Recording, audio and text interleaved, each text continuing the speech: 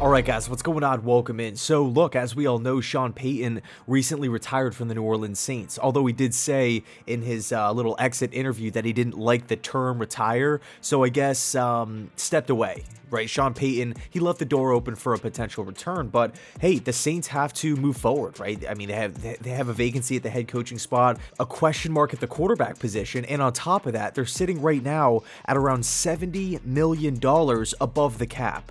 Okay, so that is a crazy number. The Saints have got to figure out their financial situation. That's just the bottom line. So it begs the question, could a team with a lot of cap space, much like the New York Jets, possibly, I don't want to say take advantage of the Saints' financial woes, but could this team luck out and potentially acquire some really awesome talent that the Saints currently possess? Now, I will say this is kind of one big hypothetical question because, again, we don't know who the head coach of the Saints is going to be. We don't know if this team is going to be going into full rebuild mode. So there's a lot of moving parts here.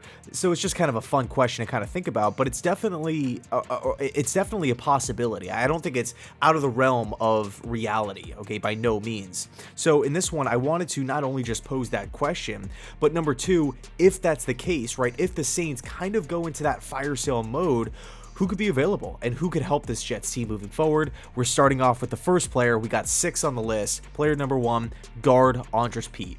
At 28 years old, Pete is one of the best guards in the league today. He's currently on a 5-year contract worth $57 million that expires in 2025. He's also a $15.4 million cap hit for next season. So yeah, pretty big money for a guard, right? That is a lot of cash. Yes, you would be upgrading the guard position in a massive way. Again, Pete is one of the better guards in the NFL, but it comes at a really big price. And that's really the question. We talk about positional value all the time: corners, wide receivers, safeties. How does it all line up? How does it all, sort itself out? Guard isn't really at the top end of the positional value list. So, that's a big question here. We look at the Jets roster. Greg Van Roten right off the bat is probably going to be released. Dan Feeney's a free agent. LTD is a free agent. That leaves a humongous hole at right guard. We got to figure it out, whether it's through free agency, the draft, potential trade here with the Saints for Pete. We're going to have a vacancy. Now, I'm hoping Tardif comes back on a cheap 1-year contract worth maybe like $5 or $6 million. I definitely see that as a realistic contract for LTD, but I will say he has some other, career paths outside of football, and I wouldn't blame him if he wants to step away from football. But hey, I mean, if the Saints are in that fire sale mentality, if they hit the panic button, they want to blow this thing up and just get rid of these big contracts, Andres Pete could be high up on the list or one of the first guys to get moved because of the position that he plays. And looking at the team need for the New York Jets, it possibly could make a lot of sense. Next up is defensive end Marcus Davenport. Now, I don't necessarily feel like Davenport will be moved because he's only 25 years old, but he's an unrestricted free agent in 2023. He's a $9 million cap hit in 2022.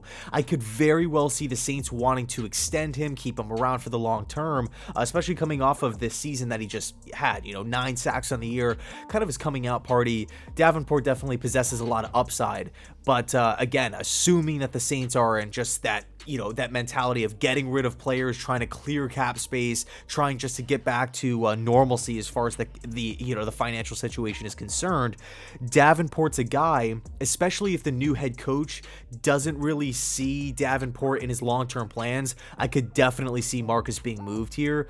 Now, again, the New York Jets come into play because of the system that they run on defense and the vacancy at the edge position opposite of Carl Lawson. Right now, that position is kind of up in the air, right? We just didn't really have that much production last year getting after the passer and really at so many different levels as far as, defensive metrics, whether it's stopping the run, takeaways, averaging roughly 30 points per game. Horrible. Okay, so we need help defensively.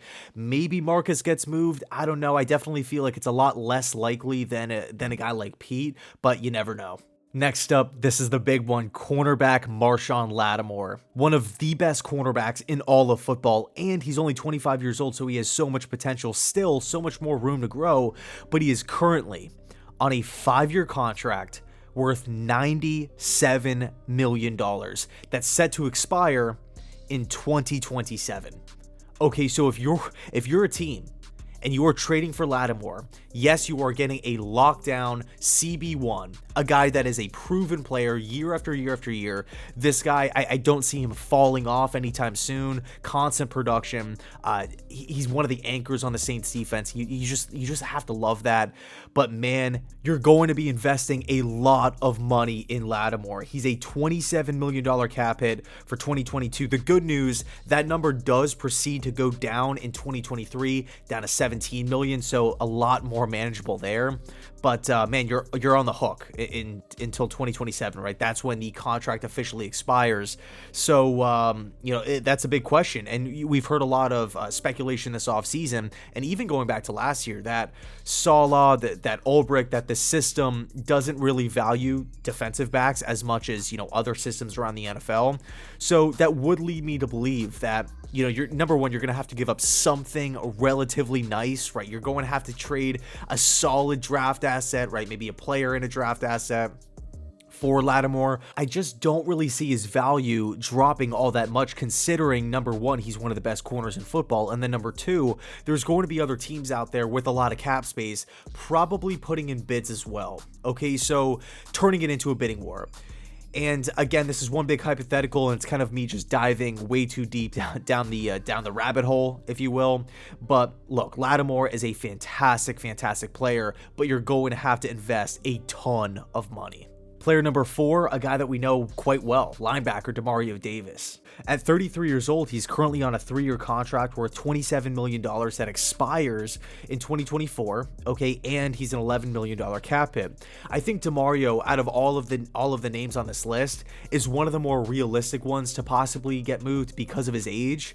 Again, assuming that the Saints are pushing guys, out, wanting to clear cap space, looking at Demario's cap hit being a double-digit one, and he's a linebacker, a veteran linebacker, I just don't know if the Saints want to move forward with that contract. It's not going to be until 2024, okay? So I look at Davis and his fit with the New York Jets. I mean, man, CJ Mosley's coming off literally one of his best seasons of his entire career, especially with tackles. I mean, man, this guy was a tackling machine, and to pair up another veteran linebacker that has had constant years of production, a guy who I frankly was a little irritated that we didn't bring back when we could have, back with Rex and stuff. And, I just love that draft pick, Arkansas State.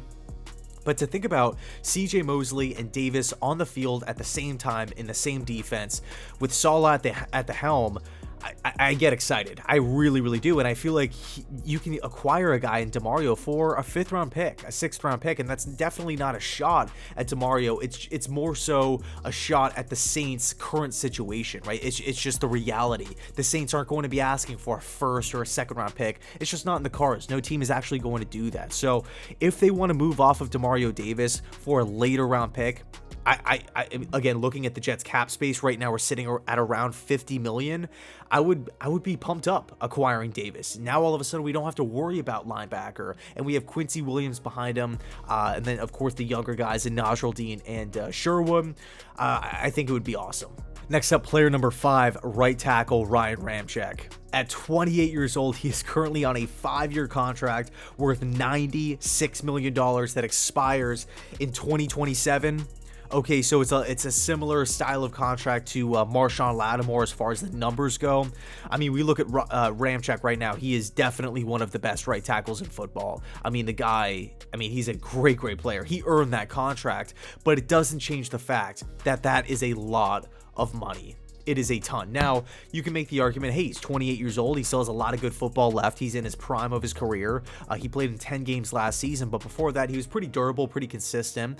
Ramczyk obviously would come in and be the best offensive lineman on the team. There's no doubting that. He would come in and immediately step in at right tackle and be the best right tackle that we've had in years. Okay, but the problem is the contract, the cap hit. It's a $23 million cap hit. Okay, so much like Marshon, yes, you're going to be acquiring a fantastic player, a day one upgrade, a guy who would come in and would be one of the cornerstones of the franchise for years on end. But to pay a guy that much money is it's a tough pill to swallow. But hey, you never know. Joe Douglas, he came from Philadelphia, former O-lineman, loves to build through the trenches, wants to protect Zach Wilson. That's going to be a pretty big emphasis in this offseason, both through free agency and the draft. So maybe Ramczyk's available. Maybe the Jets could pull the trigger. And last but not least, we have to include this name on the list, wide receiver Michael Thomas. Just like Ramczyk, he's 28 years old on a 5-year contract worth $96 million that expires in 2025, and he's a $24 million cap hit. Now, I will say this about Michael Thomas. At one point in time, he was a lot of fans, a lot of people considered Thomas as the best wide receiver in football. You know, being so young, looking at his size, his speed, just playmaking ability, what he was able to do in that Saints offense on the outside. I mean, he racked up over 1,700 receiving yards back in 2019. I mean, those numbers are just godly. They're elite. And, you know, people were thinking this guy's never going to fall off. You know, he's just going to continue to stack great year after great year after great year. He also had a pretty interesting injury situation this past off season. Just a strange, it was just totally odd. But hey, we look at Michael Thomas's upside, his age, and what this guy could potentially do for years to come. It's crazy. You know, this guy is a legit #1 wide receiver in the league today. But again, it comes down to what it costs to get Thomas, how much you have to pay Michael Thomas once you acquire him. Will the Saints take any money off of his deal? I would say probably not, because that's the whole reason why they would be moving a guy in Michael Thomas. But it's definitely something to think about if the Saints want to, you know, proceed down this route of blowing up the team and trying to part ways with these big contracts. Now, I'm not saying that the Jets need every player on this list. I'm not saying that the Jets need to go out and acquire definitely one of them. Some guys I feel a lot more comfortable with than others.